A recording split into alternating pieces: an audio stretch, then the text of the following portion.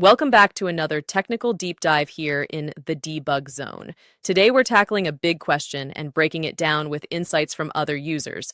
Hopefully this clears up some misconceptions and helps you get the answer you need. So buckle up, stay a little curious, and let's jump right in.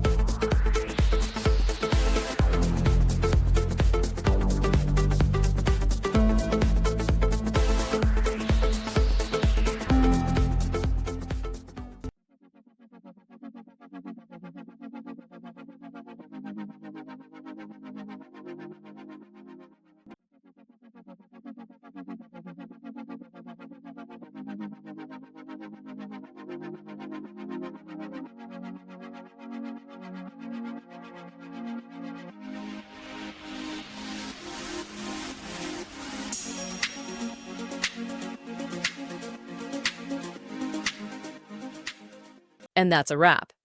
I hope you found the answer you were looking for. If you did, take a second to hit that subscribe button, it really helps out. And let me know in the comments which solution worked best for you. See you next time in the debug zone.